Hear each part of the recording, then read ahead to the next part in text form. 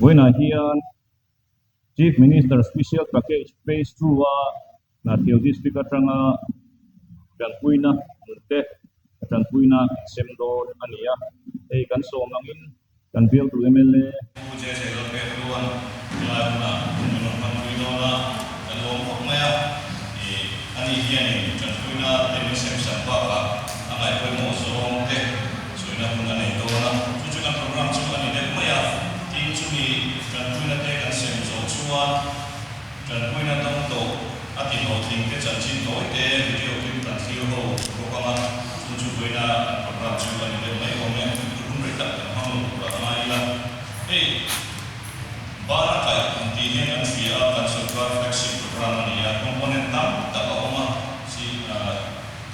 chuan a parent department chu taning ani kan hantia chu ti ruanin a so thing am boi pui pola chuan agriculture lam te oma ha hand holding kan hanti lai a nge alo component te oma hoina kan ki ka sei dura le tani pre dura hi chu agran ta ni ya wan le he ka sia chu ni lo tu he hoina hian mi som di le pani in Rangpuina Andongol ani ni kumlama khan ulaya professor Ninkea an RT minister ho khan ele din ka kan homa kami na kom ni khan control to the training bana kai Rangpuina de hingan district ka Andong the me nge chan ti te ka soile te ka homa mani khan ma la chun chun ta ni an kumon to be chuan Rangpuina da ko kan kan le maya kumina hian ko ni na ani ko kan na khan mi pani lai training Rangpuina Andong to a ali ko bata bi no me do na mo ne ka fe chu me wala kan soi du chu en Rangpuina te hi a ho na ni tu thom pe ga ni ya ama ro chu tumbi me ya yu pe ga ni ene le pi kha ni sam ni so ko kha so mi so kha tu ma ene le pi ni lo ko re so ka so ki mai na a ti mo so ka ka district na no da official ko mo pe ya i kan ko tu de na sa ko maya Rangpuina kan sem asa ani amaro chu kan be se le tu sa min an ho thin lo wa a ho thin lo chan ta ta soi pura o ma a so ka ta ma ko kan ti fu ta lo ta ta om en ti na sai chue kan de pe ta te ma lo pe sai de a phun to lo de wa kan pe te ko kan nei wa tin an ku beneficiary an ne ma ba khan an du zong ni he lo ta hian in beneficiary na te ma ta ke no an ti ko ko te ta an ne ni kare ko ka su ti me ne ti te ko ka entry kan pe ro te ko ha an ma ta ka choi ro ding chuan a administration lama le a so ka ma fa ti fu ro chu kan nei ve ko ka chu ti ro ni a ro sam na ni ni la fe chu a dong tu te a kha ni bo ko Rangpuina ti ram na me e ma pe ko kan pe te gara a ne ko ke thala ko the lo ro le kan tia che dong te ko in nang ni thela ma chung la la ni thela ma chung ni dream jo mo ya ku ti to te kan nei ni te ko atira kan han en dik to na the lo nei ve te le mi ta lo ko te an ma apa ka chung kan nei lo lai ni kha ni china ka ti kha ani ya wa ni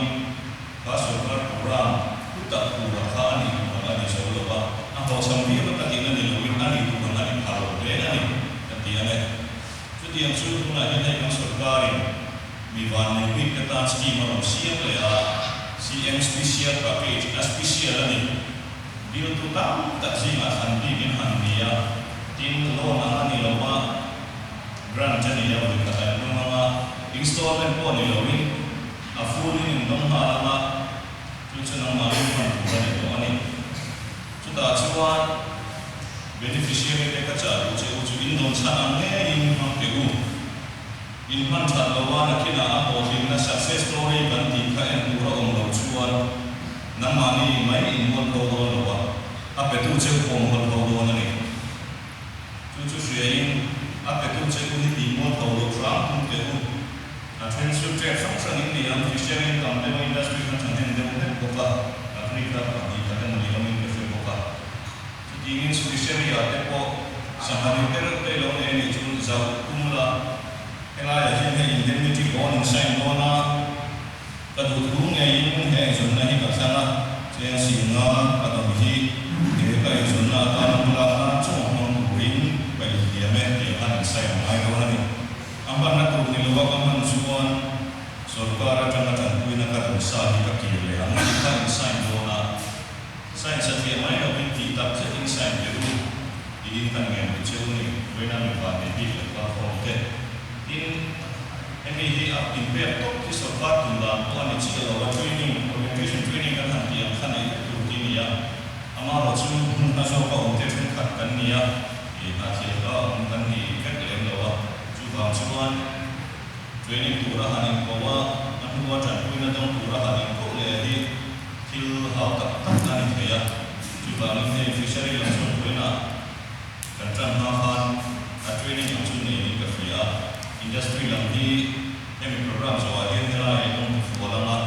chuan an DCIO ho in ma la pura infrastructure tu ko mo te infrastructure na ne don ko kan ki lai kha kan sui te ho ni chuan mun ma rai to lo ma kan mo lian kan dio ko le so ma mai ne ko na kan so na mai ko mo in helaya kan mo in ba ke foi ko te le AST na mo te department lama kan ko ku te kan so ma kan chin bu ni hi kan so ma ma ba su kalau itu pun orang kan ni dia kita dengan susah ni orang nasional mai pun orang kau deh orang bukan soal dan istilah kan boleh tu nak soal tu ni nasional ini soal Sofian aku nak sebab kan tu soal apa ni Jangan semua ni pun dunia sekarang masih seperti ni dunia yang tentang mengakui mengakui itu punya lahir sosial page itu lokal te dan jadi macam apa proses sebelum jawab ini aku kita dalam department of form kan beberapa kalau ni posolah malah itu yang lagi jadi sedang apa yang boleh ni anda jadi laksana industri lain untuk disesuaikan dengan tại sao mình thì đúng không? Bởi vì trong trường nghe công ty có program của đất xe solar rồi thế là chúng tôi là trong cái này anh sẽ phải đi đông đủ là đúng không? Và cái lúc khi là đủ qua cung cấp độ solar trong hàng trăm năm thực tế mình đã khá là tiêm cái xoay trong quanh đâu khi lại là có cái sau trong tuyển khi lại có cái trong tiền đúng không? Rồi sản khô thế thiên sang sang bị xem thế nhá, cái khách sạn nó cái này chúng ta có cho ăn suy à, đi về mà thế, rồi nên thì cái gì mà khách sạn rồi, trên chúng ta là cái ô hình thế, tắm đây, với nhà ga, tham gia đồ đông thế, đi chùa quý, đồ khách chỗ, đi chùa cái đồ khá là quan trọng thế, thì là bộ lại đó hồi sinh mà có sự xoay cái tiền nó chủ qua các một thứ đó thì chưa cái tiền đó thì có khả năng nhiều như là có chúng ta xoay khâu khi lại là có câu đó số ca trong hàng trăm các cái thứ là số cái gì à không có gì à mà người ta hiện nó thì là lâm mà hiện là lúc đó bây giờ mình có thể có pin thì là không chỉ là cumi tu sendiri jadi sekarang ini kecil bisa bulan dua. Kemudian kita kalau apa itu bani bani tak suami, itu nak kan orang asing itu di thar le ko apa to pin bukan le cek kalau suami itu itu berarti sekarang cuma tidak suami kan tam tam ani itu lokal dia lah pun mau ini apa ini apa til pe tu sen chho da non te po hi ing te po kan ena ena ma chon he to ni ste ka ena kan thane vio to la da ni su su ma ko ama ba chu kun ma sarma dong to te po ani ka chen pui ti kha oi ke thon ve le la chen ta ke ni a ke la ni ko kan ma dong to ka ni ti nge ma chu ni ti nge a ti ti lo kha lo ke ni da chu ni chu kha ni ki hi to ti a tu tan tu binang te ko mo tu binang te kai foi tu ban ni thi ni in en da thil don chuan te ko hi ki ma ti tan fek thong dia ho ni a chora lo an fel kan fu le fa ta ni in chu in ela ma chuan a lo tin pui tu he ka thlen na ke ma po khan success story kha ni do na kha te po khalo te nila bial chu a mi ko ti tha tak kan te khalo ne ka sia kha ti ka vi ni lo ka chuan ni ve tu ma ko ti kha kan sui le ko ka in he thil ni bul tan na tu a be ki ku tha ko ri zong te khai chu na tu e bul e kan ve te ka tora bul tan na tu ni ku sia tong ka chong bazar ve la phone le ni ke le ka ti khan lo min an he tu ta ka he no ka kan sui le ko che me ni lo sui lo ngin ko ma sa ba ti lo to te lo ngin an ti tha lo le ni ti ko ka sui ka ka sui ko ka ya ini chong ka te ka ti bi lo la ti lo tu wa ka no ko ka cha ni ku sia in e ka che ka ngin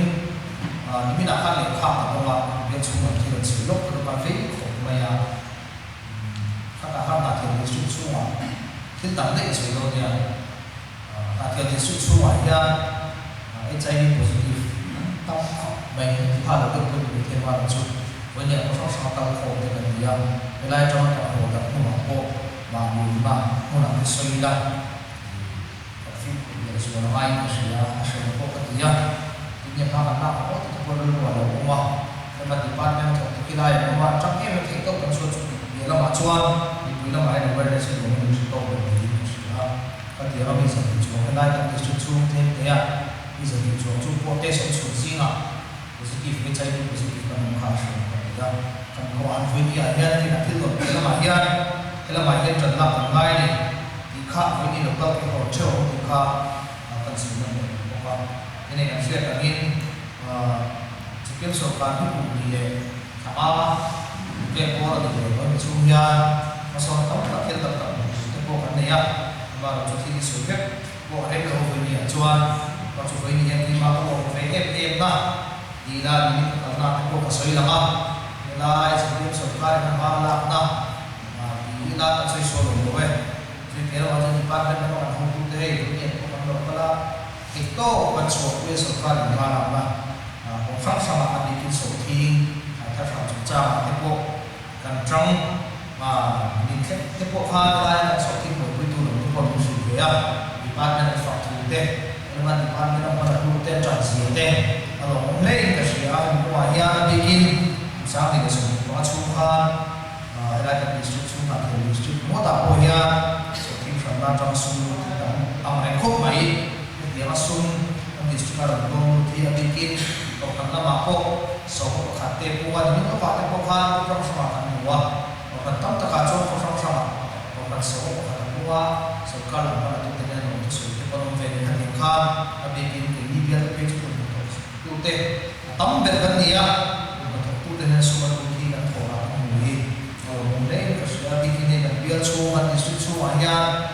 lahir bersama semua semua ceng pintar so ceng pintar sih kan sangat sangat semua be apa semua dia ini tak suka mui yang vibrant sekali, macam bagian sendiri dari sana itu semua. Kalau seperti mana, ada yang semua masuk dalam kami kalau nanti, kita macam ni kan kita ingin sokari, healthcare, max an boleh yang terpohit di lama, kan, aku dulu kan dua tak kita tak harus sana, aku fahmin, aku dulu sokari, nah macam yang bukan mong trong ngân chân thì đầu lịch khổ khăn thì đồng mani thì sẽ trở thành meeting chúng ta có cho ta soi hoa cái ngày nào quay nào đầu chân số politics hiện politics trong thiên thì hay đi anh ta có cho thì tham lam gần gì à cái thiên thì là internet sẽ là mình mong hiểu được cái bộ mình các phải nghe cái bộ đầu tiên tôi qua rồi chứ còn cái mới xét ta kiến tapi kita chief minister mau program mau lemang kan ni kan faham dia max te pokha chan an te pokha thapa dia wa tapi kin te botam lu sela hospital ai puilo private hospital ho da pom si wa helai ya dia mo emergency case le la ni ti phang se le ni ka tiang ti kha lu kha lu em ma ma chu ko te poison ta ni na da siapa yang tidak tahu polisi dia, lo tin tu na ni he in thu thu na sia ba healthcare kan han hong chau na box kan han ma voi ni a chua ko mail kan mo se ni lo mi ka sia bia la chau na ko hia mi mo sa tin su ku mo sa tin em na lo tin an na hi kan chor se la alo nei ka sia bi kin la ni district tam hia ma healthcare box sa ti na ko na dam roi ni ko ni mi mo sa ta mo wa chu mo sa ta kan sum hi che sang ni le sum ni ma chu kha che no sum ko pa ni chu ba healthcare ni district na ko ni dam roi la kan ko ni ma su le ko pa en te hi lo ve ko pa ni ka che no pa chu ka che te ta bi ni ti ta ma te mi na ko kha sa chu ti ka la chu ko ka tam lo di di ka sia ni lo dia lo se la ka ta ka zu ni ra lo te no se ya ka na ya sang sang ka na te ho to pa la sa ra chi bai ka to ke ya mo ku sui phone call long ten ni lo se chuan ni biar mai ni lo giờ là một sắp sẵn trang yên đồ thu sửa na em bị max ở vào đồ thu sửa thì cả công việc đồ hôm nay là sự kiện đi biên quan ở bên kỳ đi bị sự kiện ở đồ thu na số ca trong trong là cái số ca là tiếp tục số mà làm na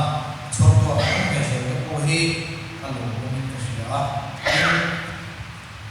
cái số đó này cái đó biên chung số đó này cái tôi thấy là cái tôi mà tôi nói sẽ như đó đâu rồi tôi thuộc thuộc số đó na nên tôi sẽ có các sự tổ chức na số ta các ta cả lại là cái sự ta là những tổ chức số quia số tâm ta cần một district tổ cần một alo hôm nay này thì ba cái hiện district thar cái cần gì mà số nó tổ tâm ta mất số là tâm sĩ lại là những số ta cái này bây giờ là cái này cái này số về lúc lúc có thui phiêu thì ra khá hình mà sẽ là một cái dòng text tổ chức này nó là số để tập mấy cái lúc mai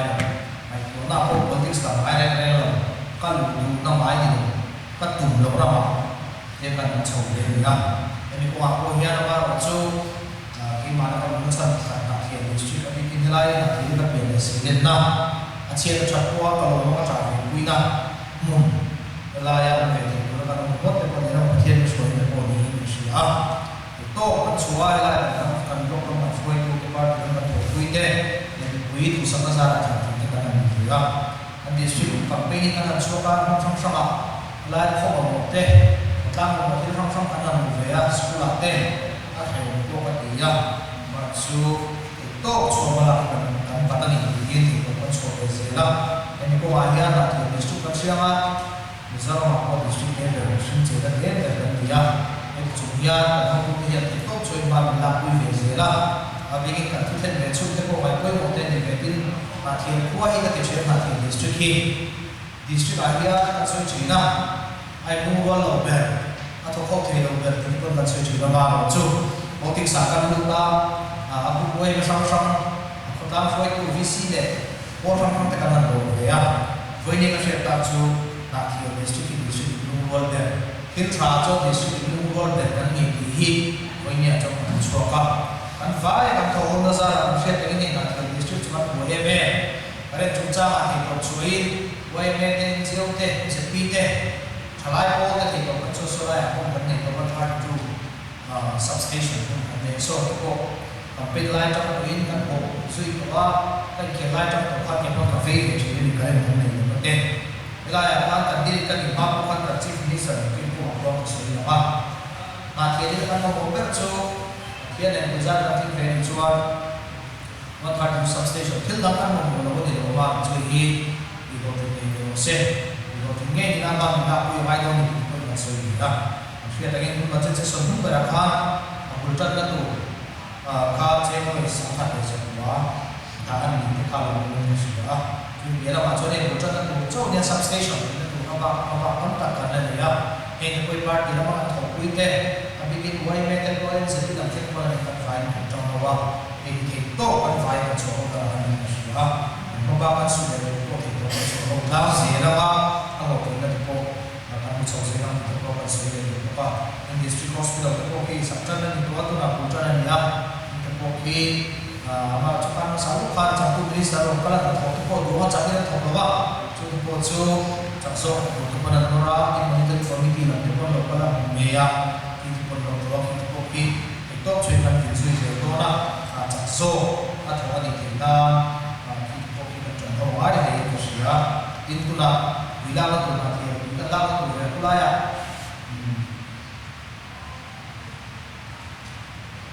improvement of water pumping scheme coming up aro so ka chu ko chu tem mo so kula ya bila la tin chak ni na ko ni he ko no ko ni sia chu bi la ma chu ne ko chu ma ve ke me ma a ni ka ti ko hi ana ka ko la ve ki ko pe thei chu ka so ya ma ni ko ka to so ya ko ta chu ka so to MLA chu ni bi ha bypass ka bi le chu ka ti ko o ti ko ko chu na ke na ko lai ka ni ka ve ke me ma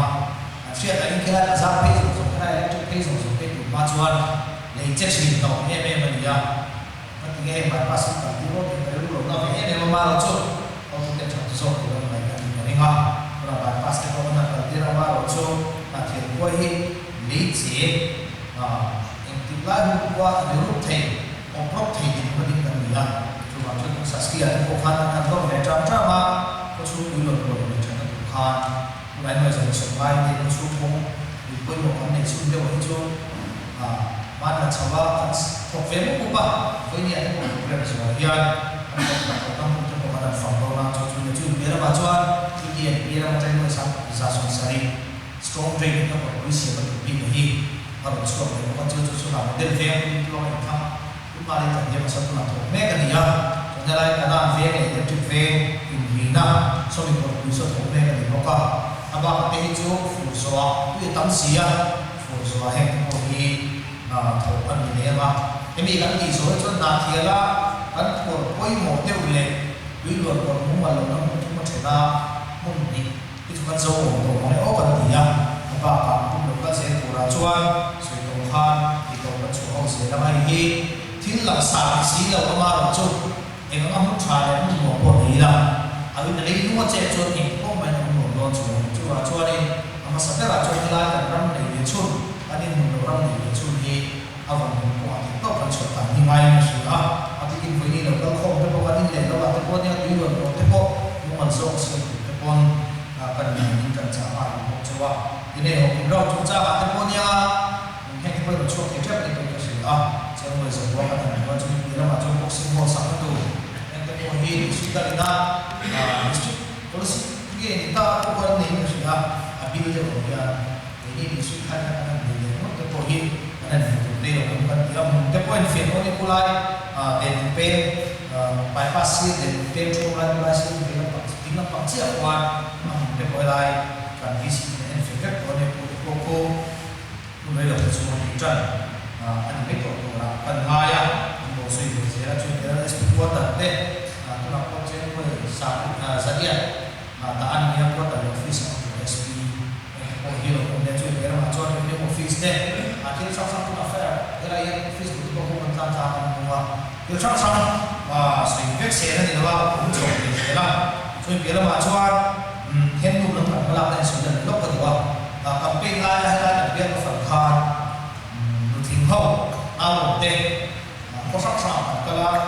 tak memang itu level